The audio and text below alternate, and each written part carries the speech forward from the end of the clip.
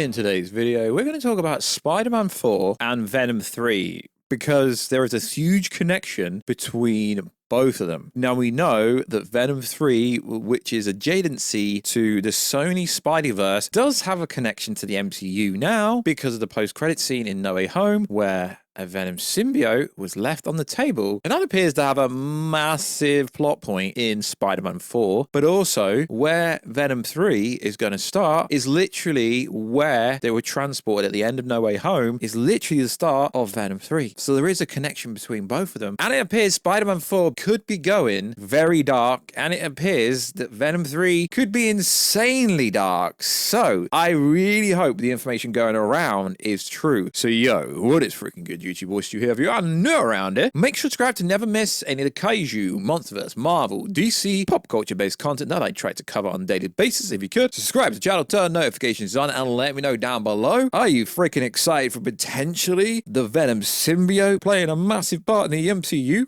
Kinda. Also, if you could, become a channel member for less than 99p, less than $1. And also, if you could, check us out on Instagram at Warstu to see the beautiful face behind the beautiful voice. And if you could, check us out on Twitter, WarstuG. Right, let's get into today's video. So, as we know, Sony has to keep banging out Spider-Man based content in order to keep the movie rights, at least, to Spider-Man.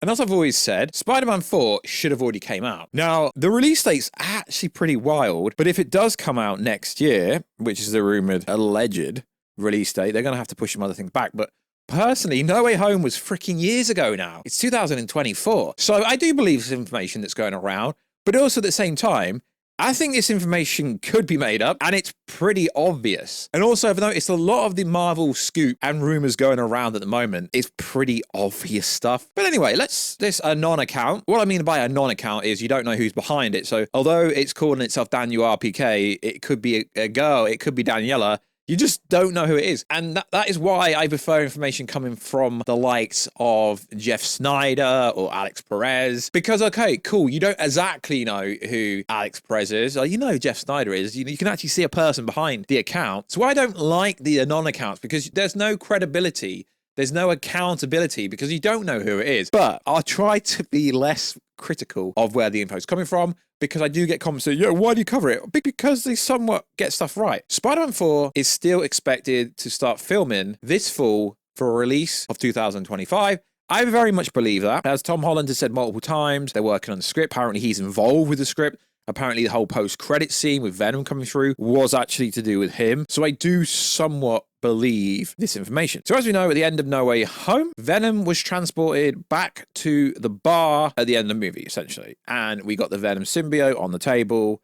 I'll put it somewhere in the thumbnail. So that's essentially how this is starting. So the information reads like this. The symbiote from Eddie will play some role in the film. Okay, cool. So what could this be? It literally could be anything, and we know that Venom played a massive part in the Secret Wars in the comic book variants of it. So you're probably going to see loads of people saying some variants of Peter Parker is going to die and the symbiote is going to have to save him, and then Tom Holland Spider-Man will become Venom symbiote Spider-Man, or there's lots of rumors going around, or it could be Agent Venom, could be any variants of Venom. And I know people are going, oh, this is going to be too dark for Spider-Man. I don't think it will be, to be honest, because the way No Way Home ended is this magical spell that basically means nobody knows who Spider-Man is.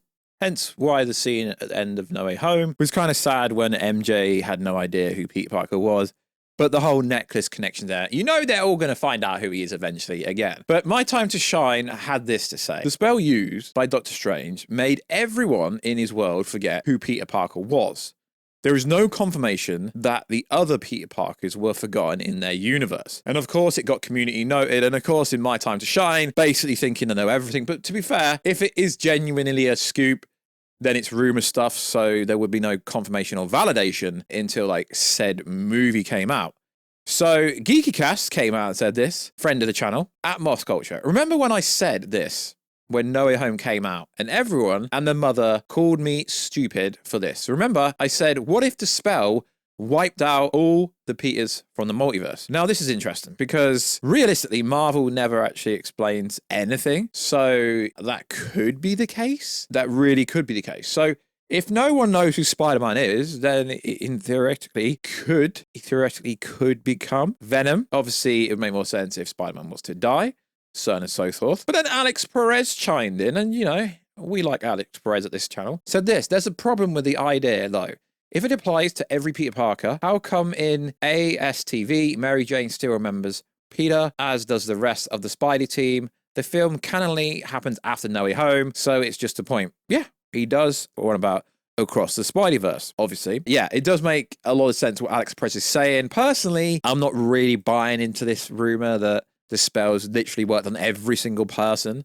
That doesn't really make sense. So if the Venom symbiote is still kicking around in the MCU, the only possible way and the only realistically cool way would be to kill Peter Parker off, but he won't actually die, and have the Venom symbiote save his life. And then, as we've basically, slightly different variants in Spider-Man PS5, Spider-Man 2, where Peter Parker in that video game essentially came Venom, and it overtook him, and MJ started to notice it, and after time took on, as time passed on and passed on, he went full freaking Venom rage mode, which I can't see him doing that in the MCU, but that would be pretty cool, because it would give Tom Holland massive range in terms of acting if he went in to be an absolute freaking savage of a Spider-Man, essentially turning into Venom. That would be freaking sick.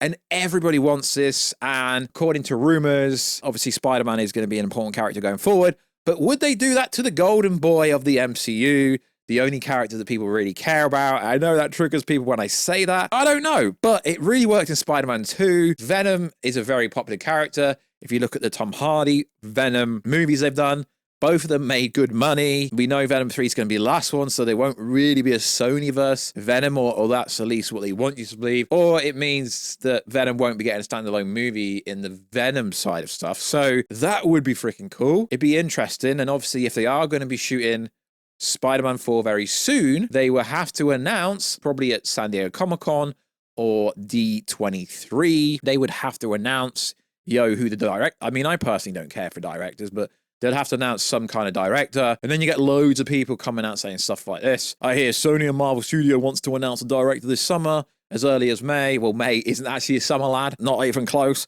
The summer starts in June, or at least it does here. So we should hear something soon official. Justin Lee and Drew Godwood are no longer in the mix. I can confirm what World of Real said. Jonathan Goldstein and John Francis Daly, Dungeons & Dragons, Honor and Monster Thief game, who wrote Homecoming, are in the mix. I'm trying to find out more names. I mean, realistically, we don't care who's actually going to direct it. Just as long as it's someone good. Bring Sam Raimi in, that would be cool. So that would be interesting. So there's lots of rumors going around about KNULL, the god of symbiotes, applying and being in Venom 3. Now, the problem I have with this is we had Gore, the God Butcher, in Thor, Love and Thunder. That would have been the perfect place to bring him in. It really would. Now, if you've read any kind of comic books, you would know that KNULL is OP as f. What is Venom going to do to him? Absolutely nothing. KNULL is a multiversal level threat. Venom is such a badass that it would be wasted. It really would be wasted in Venom 3. But I do want to see a live action version of KNULL. So if this is the only case we get it. But if they're going to introduce KNULL into Venom 3, does this mean really that KNULL is going to bind his way into the MCU? Because there is a massive sharing arrangement with the Spider-Man characters, but that doesn't mean that we can't have like KNULL be a villain, or be a multiversal threat in the multiverse saga. Yeah, I know this is going to sound really, really far-fetched, but if they're going all out with Venom 3 and people going, yeah, I really hope they keep it R-rated. So cryptic HD quality. I mean, he's not technically confirming KNULL appears, but if you're going to put a KNULL, if you're gonna put a KNULL GIF and said this, yeah, I was told Venom 3 would introduce someone very scary. Also was told the simple addition of some blood. This could easily turn into an R-rated film. No doubt they do that though. Sony needs that. And Alex Perez, he's actually quoting Alex Perez. Sony, if you're reading, I just have one request. Keep Venom The Last Dance scary. Thanks. So apparently they're going all out with Venom 3. The Last Dance, I think that's an absolutely stupid name, if you ask me. But if they are going to introduce KNULL in this movie, what's not to say somehow KNULL can travel over to the MCU and we can get a KNULL version in the MCU and he could be this higher power threat. Because as we know, we've got Kang the Conqueror, who is still the overall threat. Although a lot of people don't think it, even though on the official Disney slate that's been updated recently, it still says that Kang's Dynasty is going to be Avengers 5, and that was updated recently.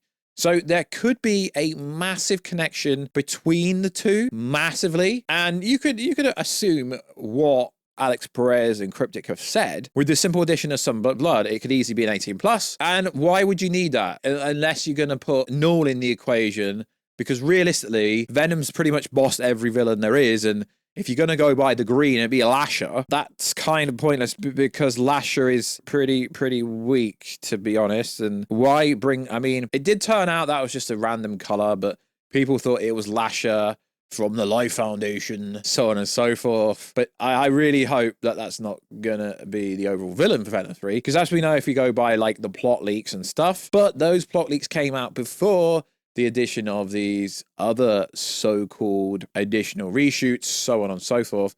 So from the initial kind of information we had, the overall villain was actually going to be Toxin. So in the initial information, Patrick McGillihan was going to become Toxin, but will be a rival vigilante rather than the main actual villain, if you like. And also, but you got to take this with a pinch of salt, because this also said that Andrew Garfield was going to appear as Spider-Man in said movie. So not that much is actually known about Venom 3 in the grand scheme of things. But this is just an old plot leak where it says the plot features Venom and Toxin being hunted by the government and having to join forces to fight Xenophage. I believe that's how it's pronounced. But like I say, this is a really old leak, and that was a genetic engineered symbiote killer that goes freaking rogue. And within Venom 3, the kid was going to have to be saved in a hospital. And obviously we've seen set photos that basically confirms a lot of stuff. So not that much is actually known about Venom 3, which is pretty wild. So like always, guys, let us know. What do you think about the alleged rumors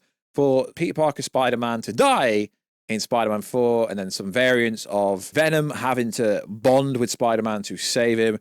And then Spider-Man will go rogue, essentially, kind of like he did in Spider-Man 2. That would be sick. And if they're going to introduce KNULL, but if Alex Perez and Cryptic are teasing KNULL and saying it's scary, saying it could easily turn into R-rated, then why not use KNULL properly? If you're going to introduce him in Venom 3, but they are saying they're going all out, and this is going to be the end of like the Venom franchise. But that doesn't mean they can't use KNULL in the MCU and have KNULL as a great, like, multiversal god tier level villain like he should be. But it's like I said, KNULL should have appeared in Thor: Love and Thunder because it was literally a perfect setup. So like always, guys, check us out on Instagram at Warstu. Check us out on Twitter, WarstuG, and I will get you in another video very soon. Catch you later.